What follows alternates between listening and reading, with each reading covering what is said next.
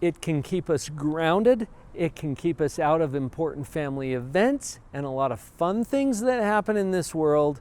How do I overcome my fear of flying?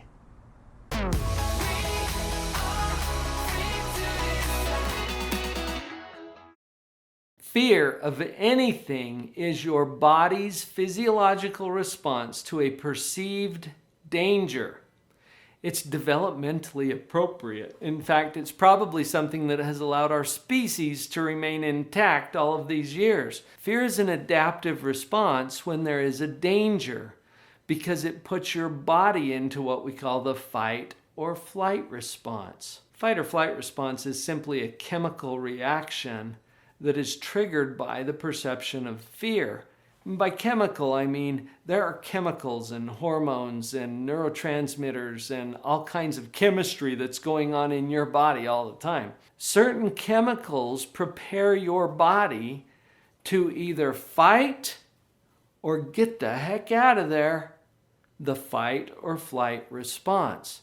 These chemicals are triggered when you perceive a threat. So, it's an adaptive response, and it's something that we need for our own survival. Having said that, the limbic system in our brain, which is where the fight or flight response originates, does not discern between threats that are real and threats that are perceived. It sees them as the same thing. So it kicks your brain and your body into that chemical fight or flight response, regardless of whether you're actually in danger or you simply perceive danger. I've taught in other videos as well that there are two aspects to fear, and a quick review of those. There's the brain response, there's the mind response. And your brain and your mind aren't the same thing. Your brain is part of your body, and we just talked about the fight or flight response. It's a chemical triggered response that happens through your brain and physiology. Now the mind is you, okay? It's the thinker. It's the agent inside the machine. It's the observer, however you want to categorize that. It's you. And you have a body, but you're not your body. So we've got these two components, the brain and the mind. To deal with any fear, and particularly with the fear of flying, let's look at this for just a minute, because flying is something that's not natural for human beings to do. We weren't born with wings. We invented them so that we could fly because it's awesome. And a trip that used to take 3 months now takes a couple of hours. And that's really cool. I am personally very grateful for this because I got to get on an airplane just a few weeks ago and fly clear across the country for my son's wedding. And that's all we did. And then we got back on a plane and flew back home. Amazing that we can even do that. Fear of flying is one of the more common fears that we experience as human beings. Why? Because there is a perceived threat. What is the perceived threat? You could die. Well, yeah, as a matter of fact, you could. Now, what is the truth of air travel and the risks and the safety or relative danger of air travel? You're in more danger driving to the airport than you are getting on a plane. That is a true statement. Statistically, more people are killed in those car crashes than they are in plane crashes. And given the amount of air travel that's happening, the number of crashes, especially compared to car crashes, much lower. When it happens, we hear about it. And when it happens, it is typically very catastrophic. It's not uncommon, for example, to hear of a plane crash where there are no survivors. So is there a threat? Is there a risk? Yes, there is. How high, how realistic is that risk? Well, that depends on who you ask. But for the most part, statistically speaking, you're safer on a plane than you are in a car getting to the airport. Now, what is our mind doing with this? From a mind standpoint, fear comes from a what if question. in the subconscious part of our mind. Now, sub means below, like subway or submarine. Conscious means awareness. So you're not necessarily aware of this what if question that's coming up. Sometimes it'll come to the surface and you're like, well, what if we crash? It's a pretty good question. The problem is that your subconscious takes that what if question and gives you an answer to it. Oh, that would be terrible, horrible, no good, very bad. I can't handle that. Really? You can't handle it? Just from a logical standpoint. First of all, it's probably not going to happen. Statistically speaking, you're going to be fine. What if it did? See, in your mind somewhere, you know that it's a possibility. You know that this could happen. And so it doesn't help to just reassure yourself, oh, it's not going to happen. I'm probably going to be fine. Yeah. Meanwhile, your subconscious is like, dude, you know that this could happen. And you do. So stop lying to yourself and saying, I'm not going to crash. You might. I know that's probably not helping, right? When I say you might crash. Well, it's true. And I'm not going to tell you a lie to say you're not going to crash. You might. I hope you don't. That would be tragic. But you might. So we got to answer the what if question a little differently. I actually got to experience this firsthand recently. A colleague of mine had shared with me that he realized as he was flying one day that if he were to crash, that would probably be a few moments of sheer terror followed by lights out. And it's going to be pretty quick, right? Not a bad way to go, I guess, if you have to choose a way to go. But then he got another what if question. What if I survive? And then he's a professional speaker like I am, and he said, my speaker fee triples. Because who wouldn't want to hear about that, right? You can use some humor, and sometimes that's going to help quite a bit. Answer the what ifs. And here's the answer we have to get to. I could handle that. So I'm getting on a plane after I'd heard my colleague tell me about my speaker fee triples, right? And I'm having a moment of anxiety. Yeah, I get them too. I'm having just a little flash of anxiety that says, oh, what if the plane crashes? And I'm like, oh yeah, well, it would be a few moments of terror and then lights out, and that's not a bad way to go. So I guess I could handle that. Oh, but what about my family? Well, answer the what if. What if I crashed? My family would be sad. They would be. I think they love me enough to be sad that I would be gone. Yeah, they do. They would be sad. They would go through some difficult adjustments. They would get the insurance settlement. Some of them would probably be a little glad that they got the insurance instead. I don't know. But I just went through it. I answered the what ifs in my own mind, and I got to the point. Here's the answer. I could handle that. I could handle that.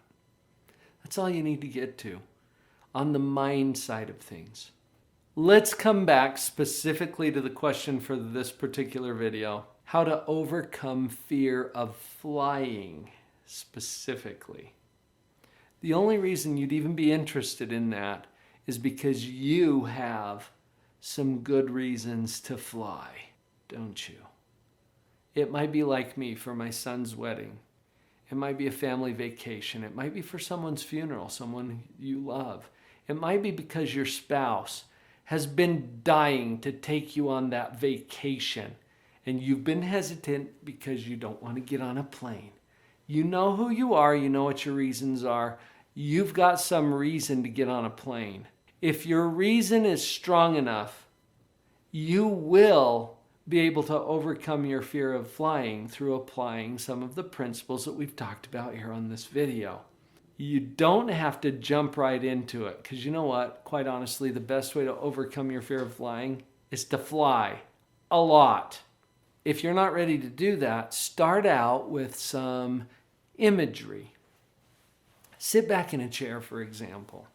Picture yourself in the seat of the airplane.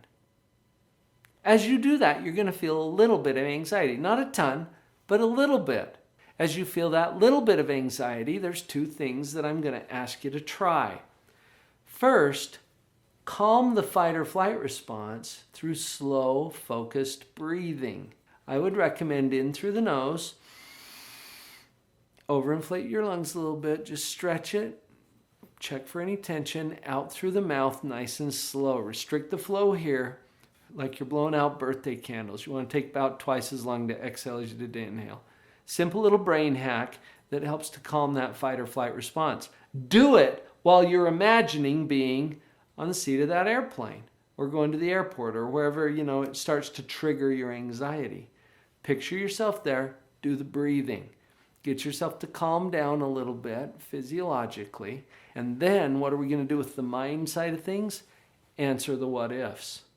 See if you can identify them first. What if what? What if I crash? Okay, we've been over this, right?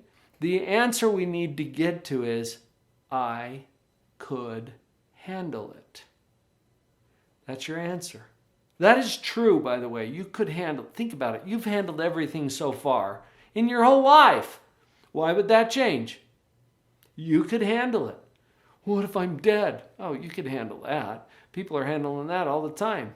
And nobody gets out of this alive. So quit kidding yourself that you can stay alive forever. There's a predictable exit strategy. Just saying. Get to the answer that I can handle it. That's the quick, easiest way that I know to overcome your fear of flying or anything else. And as you work through those first steps, then you can imagine, actually taking off on the plane. What that's going to feel like. Go through answering the what ifs, do the physiological calming. You can actually do this when you get on the plane to go to that really cool thing that's causing this dilemma in the first place. If you've got a strong enough why, you'll figure out the how. Hope that helps. I can't tell you that there is no risk to flying. There is. Just like there's a risk to everything else that is worth trying in this life, there is a risk. Think about the last time you got in your car. As you sit down in your car, and then you reach over and you do this little motion. What is that? It's your seat belt, right? You're reaching over, you're pulling the seat belt, and you're clicking it in on this side. Why? Seat belts do not prevent crashes or accidents. They don't. What do? They keep you reasonably safe when those things happen. It's a physical acceptance of the risk. It's like signing the contract that says, I acknowledge that this is not completely safe. Click. And I choose to do it anyway. I don't know if you've ever thought that as you put on your seatbelt. You probably will the next time that you do. And you can use the same physical contract as you get on the plane.